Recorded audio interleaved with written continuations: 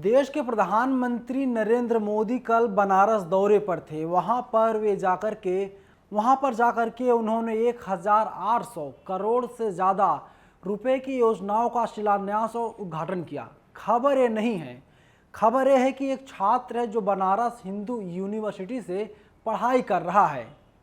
जब प्रशासन को यह जानकारी लगी कि देश के प्रधानमंत्री नरेंद्र मोदी बनारस आ रहे हैं तो उसके घर पुलिस पहुंच गई। पुलिस ने नज़र बंद कर लिया और एक कांस्टेबल तकरीबन 10 घंटे तक उस बच्चे के पास मौजूद रहा। वो छात्र अपने कमरे से कहीं बाहर ना जा पाए। जब हमने उस बच्चे से बात किया, उन्होंने बताया कि सुबह 8:15 पर उनकी आंखें नहीं खुली थीं। उनके हॉस्टल का दरवाज़ा पीटा जा रहा था और जब उन्होंने दरवाज़ा खोला तो देखा बाहर पुलिस खड़ी थी। अकेला एक कांस्टेबल था।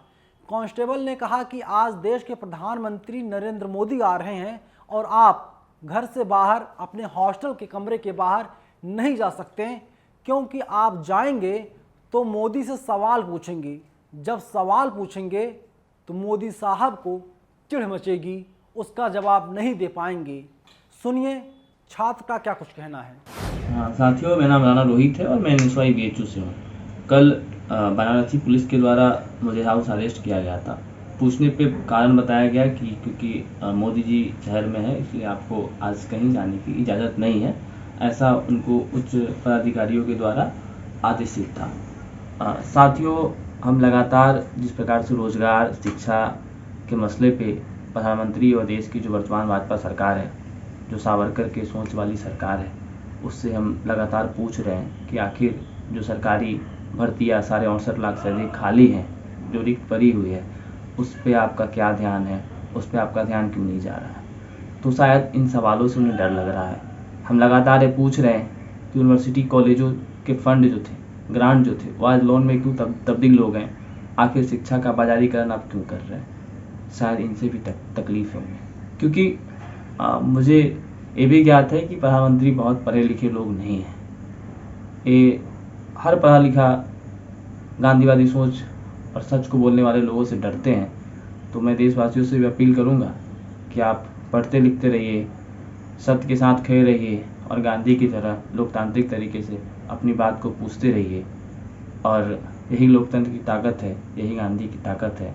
और हमें कोई पुलिस से ये हुकूमत जितना डराने का प्रयास करेगी, हम उतनी मजबूती से अपनी आवाज़ को उठाते रहेंगे। धन्यवाद। खबरिया चैनल है आज तक, उसमें एक रिपोर्ट छपी है और उसमें यही लिखा गया है कि प्रधानमंत्री मोदी ने कहा कि राष्ट्रीय शिक्षा नीति का पहला मूल मंत्र युवाओं को संकुचित सोच से निकालकर उसे तकनीकी और उन्नत सोच की ओर ले जाना है। आज़ादी के पहले सेवक वर्ग तैयार किए जा रहे थे, वो अंग्रेज़ों की शिक्षा पद्धति थी। बनारस शिक्षा का केंद्र है, ज्ञान का केंद्र था, क्योंकि यहाँ की शिक्षा ज्ञान बहुआयामी था। नए भारत के निर्माण के लिए आधुनिक व्यवस्थाओं का समावेश होना जरूरी है। प्रधानमंत्री जा रहे हैं शिक्षा का केंद्र बनारस हिंदू यूनिवर्सिटी और बनारस को बता रहे हैं, लेकिन देश के प्रधानमंत्री नरेंद्र मोदी, देश के युवाओं का यही सवाल है, यही है कि कोई किसी छात्र को आप नज़रबंद करवा देंगे, वो अपने हॉस्टल के कमरों से बाहर ना निकल सके। अगर वहाँ से बाहर निकलेगा तो सवाल पूछेगा, जब सवाल पूछेगा तो आप उसका जवाब नहीं दे पाएंगे। मैं इसलिए कह रहा हूँ कि आप जवाब नहीं दे पाएंगे क्योंकि आप वो आंकड़े पेश नहीं कर सकते, वो लिस्ट आप जारी नहीं कर सकते जिसमें आप बता सकें कि देश में उत्तर प्रदेश की युवाओं को इतने लोगों को हमने नौकरियां दी हैं। क्योंकि लगातार भारत में बेरोजगारी, महंगाई बढ़ती जा रही है, इस पर कोई भी काम नहीं कर रहा है। ना तो पहले कांग्रेस सरकार ने किया और ना आप ही कर रहे हैं, और इसीलिए जन आंदोलन, छात्र आंदोलन, सवालों से डरते हैं आप। मैं निस्वाई BHU से हूँ। कल वाराणसी पुलिस के द्वारा मुझे हॉस्टल के भीतर ही हाउस अरेस्ट किया गया था। कारण पूछने में बताया गया कि क्योंकि प्रधानमंत्री नरेंद्र मोदी का दौरा बनारस में है, इसलिए आपको आज नज़रबंद किया जाता है। साथियों, मसला नज़रबंद का नहीं है, मसला उस नई शिक्षा नीति का है जिसमें पुलिस हॉस्टलों तक घुस रही है, जिसमें पुलिस के द्वारा जो है जामिया से लेके और जेएनयू जैसी बेहतरीन यूनिवर्सिटियों को बर्बाद किया जा रहा है और उनका अगला कदम बीएचयू भी है। साथियों, आज के दौर में प्रधानमंत्री जो कि बहुत कम पढ़े लिखे हैं, उन्हें पढ़े लिखे लोगों से डर लगता है। उन्हें लगता है कि जो पढ़ा लिखा युवा है वो उनसे सवाल भी पूछेगा कि आखिर शिक्षा के मसले पे उनकी सरकार क्यों फेल है।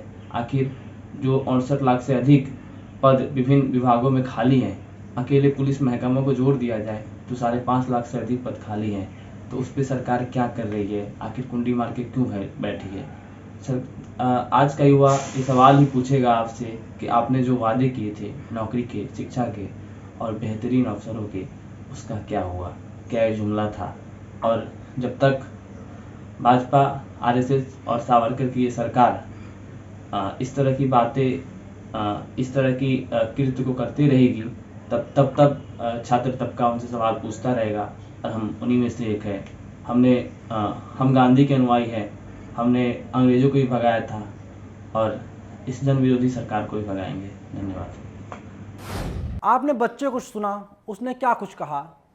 जो खबरिया चैनल आज तक है उसने हेडलाइन लगाई है, डिग्रीधारी नहीं देश को आगे बढ़ाने वाले युवा तैयार करे शिक्षक, बनारस में बोले प्रधानमंत्री नरेंद्र मोदी। डिग्रीधारी नहीं चाहिए। जब हमने बच्चे से बात की, जो छात्र हैं, उन्होंने कहा कि डिग्रीधारी वास्तव नहीं चाहिए, क्योंकि जो देश के प्रधानमंत्री नरेंद्र मोदी हैं, उनकी जो डिग्री है अभी भी वो संदेह के घेरे में है। डिग्री सही है, डिग्री फर्जी है। इसमें सिर्फ नरेंद्र मोदी का नाम अकेले नहीं है जो देश के प्रधानमंत्री हैं, इसमें नाम आता है स्मृति ईरानी का, जो तमाम विभागों की मंत्री रह चुकी हैं और अभी उनके पास कई विभाग हैं जिसका नेतृत्व वे लगातार कर रही हैं।